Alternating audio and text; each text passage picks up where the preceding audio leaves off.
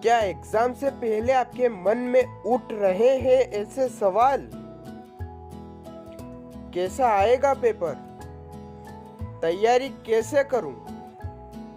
हिंदी के याद करूं या गणित, अंग्रेजी, विज्ञान की? किस तरह के प्रश्न उत्तर याद करूं? याद किया जो आएगा या नहीं? इन सभी प्रश्नों के उत्तर आपको इस वीडियो में मिल जाएंगे। वीडियो देखने के बाद आपको एग्ज़ाम की तैयारी करने में काफ़ी आसानी होगी। तो गाइस, ये वीडियो बहुत ही महत्वपूर्ण होने वाला है। इसे शुरू से लेकर एंड तक जरूर देखिएगा, अन्यथा आप कोई चीज़ मिस कर जाएंगे। तो गाइस, उससे पहले अगर आप हमारे चैनल पर नए हैं तो जी के गुरुजी चैनल को सब्सक्राइब कीजिए और बेल आइकन पे जरूर क्लिक कीजिए। तो गाइस, आज हम मदर टेरेसा एग्जाम के सिलेबस के बारे में पूरी तरह से समझने वाले हैं, ताकि हमारी एग्जाम की तैयारी में हमें काफ़ी सारी आसानी हो। आज हम जानेंगे कि विषय के अंदर कौन कौन से टॉपिक हैं और कौन कौन से प्रश्न उत्तर आ सकते हैं। इसे समझने के लिए हम इसे हिंदी में कर देते हैं ताकि हमें आसान रहेगा। गाइस, सबसे पहले मदर टेरेसा एग्जाम की पेपर की जानकारी दी गई है। 60 अंकों के 60 प्रश्न आएंगे। सभी प्रश्न वस्तुनिष्ठ प्रकार के हैं। इससे आगे विषय की जानकारी दी गई है। सबसे पहले जनरल इंटेलिजेंस रीजनिंग, इसमें 10 प्रश्न आएंगे। दूसरा है गणित, इसमें भी 10 प्रश्न आएंगे। तीसरा है अंग्रेजी, इसमें भी 10 प्रश्न आएंगे। चौथा है हिंदी, इसमें भी 10 प्रश्न आएंगे। और पांचवा है सामान्य विज्ञान, इसमें 20 प्रश्न आएंगे। और पेपर के समय की अवधि रहेगी 60 मिनट। सभी प्रश्न वस्तुनिष्ठ बहुविकल्पी होंगे, यानी कि एक प्रश्न के 2 से अधिक विकल्प होंगे। और ऐप पे आधारित परीक्षा केवल हिंदी और अंग्रेजी में ही आयोजित की जाएगी। नेगेटिव मार्किंग नहीं होगी। उम्मीदवार सभी प्रश्नों पर क्लिक कर सकते हैं। गाइस, गलत प्रश्न देने पर आपको नंबर नहीं कटेंगे, ये बताया गया। अब हम विषय के बारे में जानते हैं। तो सबसे पहला विषय है जनरल इंटेलिजेंस एंड रीजनिंग। तो गाइस, इस विषय का अर्थ क्या है पहले ये जानते हैं।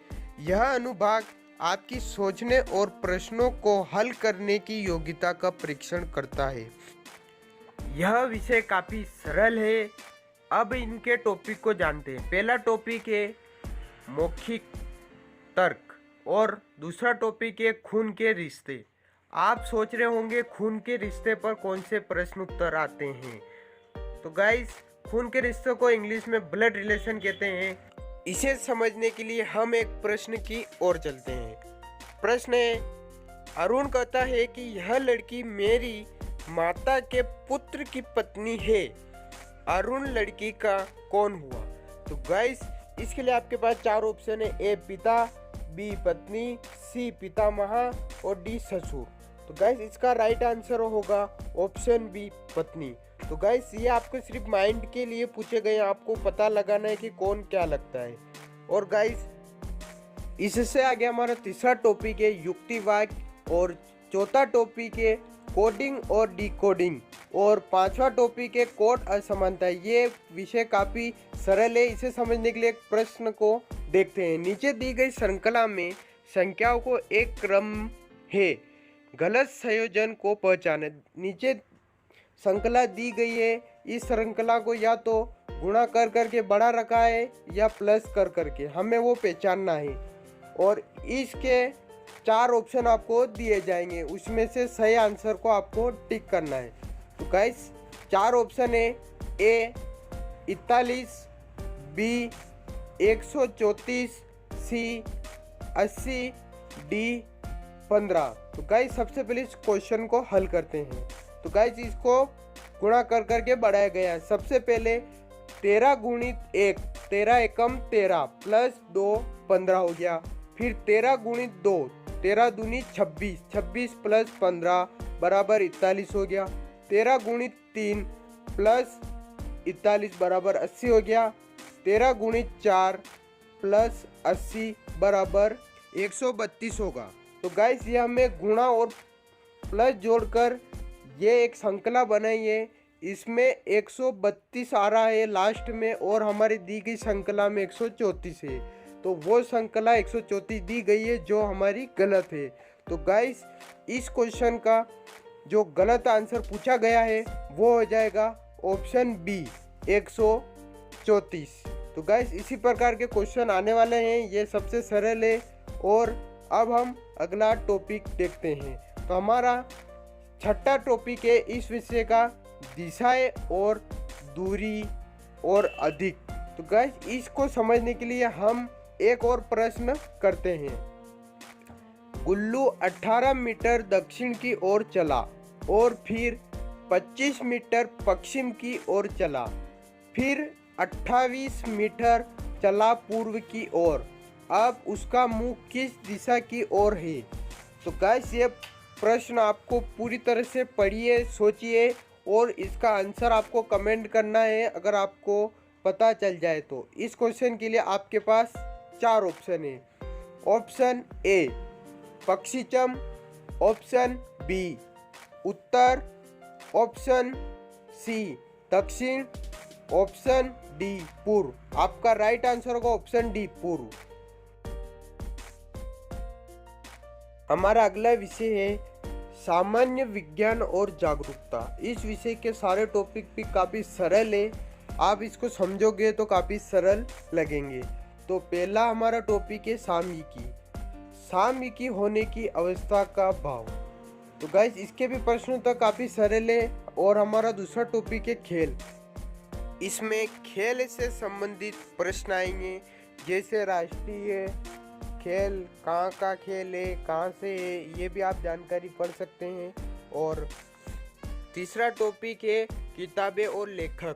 मैंने आपके सामने एक पोस्ट शेयर की है, इसमें किताबें और लेखक के नाम दिए गए हैं, इनको भी आप अच्छी तरह से याद कर लीजिएगा। इसमें से एक दो आ सकते हैं, और जैसे कि अभिज्ञान शाकुंतलम, इनके लेखक है महाकवि कालिदास।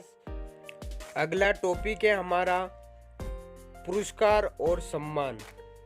इसमें जैसे पद्म विभूषण, पद्म भूषण, पद्मश्री जैसे पुरस्कार दिए जाते हैं और उनमें कौन सा सम्मान मिलता है, इसकी जानकारी आप याद कर सकते हैं। इसमें से भी प्रश्न आएंगे। और इससे आगे का है हमारा टॉपिक महत्वपूर्ण तिथियां, जैसे कि देश कब आज़ाद हुआ था, गांधी जयंती कब है, विश्व दिवस कब मनाया जाता है, इस प्रकार के तिथियां आप याद कर सकते हैं। इससे आगे है राजनीति और इतिहास, संस्कृति आदि। इसी प्रकार आने वाले टॉपिक पर प्रश्न उत्तर की वीडियो हमारे चैनल पर डाल दी गई है। मैं नीचे डिस्क्रिप्शन में उन वीडियो की लिंक डाल दूंगा, आप जाकर देख लीजिएगा। अगला विषय है गणित और इसका पहला टॉपिक है प्रतिशत। तो गाइस इसमें प्रतिशत से संबंधित प्रश्न उत्तर आ सकते हैं। तो एक प्रश्न करते हैं। माना कि गणित के प्रश्न पत्र का पूर्णांक 50 है और उस प्रश्न पत्र में कोई छात्र 48 अंक प्राप्त करता है, तो उसका प्रतिशत कितना होगा? तो गाइस इसका प्रतिशत निकालना है, और मैं बता दूं कि प्रतिशत हमेशा 100 से ही निकलता है। तो गाइस उसके लिए हमें क्या करना पड़ेगा, जैसे 50 में से 48 अंक प्राप्त हुए, वैसे 50 के डबल 100 कर दिए गए और 48 के डबल 96, तो 100 में से 96 प्राप्त हुए, तो 96% इसका आंसर हो जाएगा। और इससे आगे है टॉपिक डेटा वाक्य, जिसमें हम डेटा को संग्रहित रखते हैं, उससे संबंधित आ सकते हैं। और इससे आगे द्विघात समीकरण, जो 2 घात की समीकरण होती है। फिर है क्षेत्रमिति। क्षेत्रमिति हम क्षेत्रफल कैसे निकालते हैं, उसका लंबाई गुणित चौड़ाई, वो आ गया है। इससे आगे है हमारा अगला टॉपिक औसत। तो गाइस औसत के लिए आपको एक उदाहरण देते हैं। 2 या 2 से अधिक सजातीय राशियों के जोड़ को उन राशियों की संख्या से भाग करने पर प्राप्त भागफल उन राशियों का औसत कहलाता है। तो गाइस इससे आप औसत निकाल सकते हैं। इसका मैं आपको सूत्र भी बता देता हूँ। औसत का सूत्र है राशियों का योग बटा राशियों की संख्या।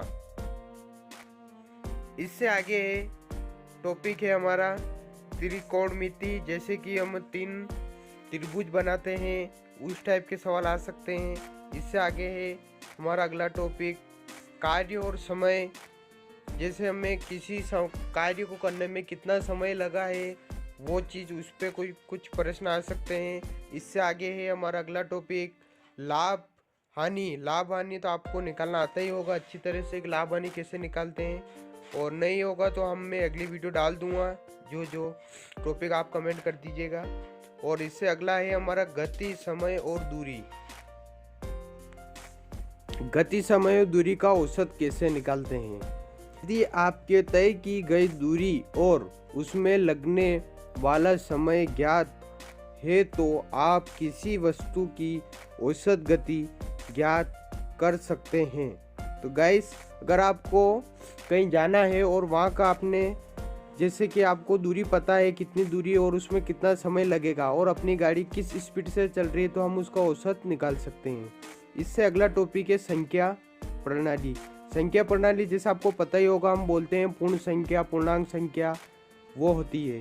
जैसे संख्या प्रणाली केवल संख्याओं का प्रतिनिधित्व करने या व्यक्त करने के लिए एक प्रणाली है। इस टाइप के भी वस्तुनिष्ठ प्रश्न आ सकते हैं, आप इन जैसे प्रश्नों की भी तैयारी कर लीजिएगा। इससे अगला टॉपिक है अनुपात और अनुपात आदि। तो गाइस, अनुपात को हम अच्छी तरह से समझते हैं कैसे क्या निकाला जाता है और किसे कहते हैं। गणित में अनुपात समान प्रकार की दो संख्या है, बीच संबंध को कहते हैं। इसे ए संबंध बी या ए अनुपात बी कहा जाता है। तो गाइस, इसे और अच्छी तरह से हम समझते हैं क्वेश्चन के माध्यम से, उदाहरण के साथ। यदि दो पेड़ों की ऊंचाई का अनुपात 3:4 है तो इसका अर्थ है कि यदि पहले पेड़ की ऊंचाई 3 मीटर है तो दूसरे की ऊंचाई 4 मीटर होगी।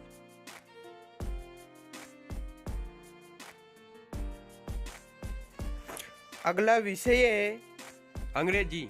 इसमें सबसे पहला टॉपिक है भाषा, लैंग्वेज। तो भाषा वह साधन है जिसके द्वारा मनुष्य बोलकर, सुनकर, लिखकर, वह पढ़कर अपने मन के भाव और विचारों का आदान प्रदान करता है। इससे अगला टॉपिक है हमारा व्याकरण यानी ग्रामर।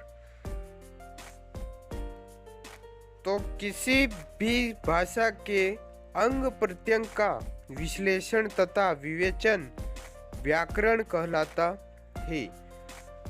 इससे अगला टॉपिक है हमारा मौखिक।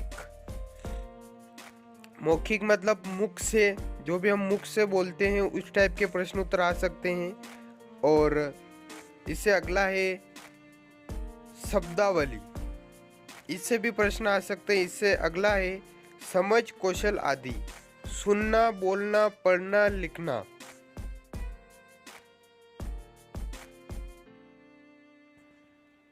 अगला विषय है हिंदी। तो गाइस, इसमें टॉपिक बहुत सारे हैं। उससे पहले मैं बता दूं आपको कि आप तैयारी कैसे करें। आप क्या करते हैं कि जैसे कि आपने 20 क्वेश्चन याद कर लिए, 5 क्वेश्चन पर्यायवाची के, 5 क्वेश्चन विलोम शब्द के, मुहावरे के और उपसर्ग जैसे 5-5 क्वेश्चन सबके याद कर लिए। आपके टोटल 20 क्वेश्चन हो गया। आपने सोचा 10 नंबर का पेपर है, इसमें 10 क्वेश्चन आएंगे, 20 याद कर लिए, मतलब इसमें पास हो जाएंगे।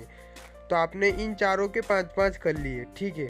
और इसके बाद में उसमें पदबंदी का भी क्वेश्चन आएगा, तो फिर आपको करने में काफ़ी दिक्कत आ जाएगी। इसीलिए आपको हर एक टॉपिक पर 20 से 25 क्वेश्चन याद करने हैं। अगर आप इससे अधिक करो तो आपके लिए बहुत ही अच्छा है। और आपको अगर क्वेश्चन इस टॉपिक में से क्वेश्चन चाहिए है किसी के भी, तो आप कमेंट कर सकते हो। तो गाइस, आप टॉपिक की तरफ चलते हैं। सबसे पहला टॉपिक है भाषा व्याकरण, जो मैंने आपको इससे पहले भी कुछ विषय में आया था, मैंने आपको बताया था। अगला टॉपिक है पर्यायवाची। तो गाइस, पर्यायवाची का अर्थ होता है समान अर्थ। तो इसे उदाहरण से देखते हैं। जैसे पानी, पानी के 3 पर्यायवाची, जल, वारी, नील। आकाश, आकाश के हैं आसमान, गगन, अंबर। हवा, हवा के पवन, वायु, समीर। और अग्नि के है आग, अनल, पावन। ये पर्यायवाची शब्द, आप इन्हें भी याद कर सकते हैं। इससे अगला हमारा टॉपिक है विलोम शब्द। तो विलोम का अर्थ होता है एक दूसरे के विपरीत या उल्टा अर्थ देने वाले शब्दों को विलोम शब्द कहते हैं। तो गाइस इनके उदाहरण देखते हैं, जैसे रात का दिन हो गया, अमृत का विष हो गया, अंधकार का प्रकाश हो गया और हार का जीत हो गया। ठीक है गाइस, इससे अगला है हमारा समानार्थी शब्द, यानी जो समान अर्थ के शब्द होते हैं उन्हें ये कहते हैं। और इससे हमारा अगला टॉपिक है अनेक शब्दों के एक शब्द। जो अनेक शब्द होते हैं उसको एक शब्द में बताया गया है। तो गाइस इसे समझने के लिए हम एक उदाहरण देख लेते हैं। तो उदाहरण है जिसका मूल्य ना हो, ये एक अनेक शब्द, इसका एक शब्द है अमूल्य। जो परीक्षा में पास ना हो, अनुत्तीर्ण। जो पढ़ा लिखा ना हो, अनपढ़। तो गाइस ये एक अनेक शब्द हैं और इनके एक शब्द में इनको बताया गया है। इससे अगला हमारा जो टॉपिक है ये है मुहावरे। तो गाइस एक मुहावरा भी देख लेते हैं। मुहावरा है टांग अड़ाना, तो इसका अर्थ हो गया अड़चन डालना। अगला टॉपिक है हमारा प्रत्यय। तो गाइस पीछे लग कर शब्द बदलना, उसे प्रत्यय कहते हैं। तो गाइस इसका भी उदाहरण देख लेते हैं। समाज प्लस इक, सामाजिक। मीठा प्लस आस, मिठास। और होन प्लस हार, होनहार। इससे अगला टॉपिक है हमारा उपसर्ग। तो आगे लगकर शब्द बदलता है, वो पहले प्रत्यय पीछे लगकर शब्द बदलता है और ये आगे लगकर शब्द बदलता है। इसका उदाहरण देखते हैं। उदाहरण है प्र प्लस हार, प्रहार। प्रहार को चोट करना कहते हैं। आ प्लस हार, आहार को मतलब भोजन करते कहते हैं। वी प्लस हार, विहार। विहार को घूमना कहते हैं। तो गाइस ये हमारा उपसर्ग हो गया। इससे अगला टॉपिक हमारा शब्द शुद्धि, यानी कि शब्द को शुद्ध करना। तो जैसे शब्द वर्तन, जैसे वापसी अशुद्ध शब्द है, उसका शुद्ध हो जाएगा वापस। व्यापारी अशुद्ध है, शुद्ध व्यापारी। भागीरथ अशुद्ध है, शुद्ध भगीरथ हो जाएगा। इससे अगला टॉपिक हमारा पदबंध। तो गाइस पदबंध समझने के लिए हम एक उदाहरण देखते हैं। थोड़ा खाने वाला आज अधिक खा लिया। इसमें दो बात है, जैसे थोड़ा खाने वाला आज अधिक खा लिया, इसमें एक से अधिक पद का होना आवश्यक है।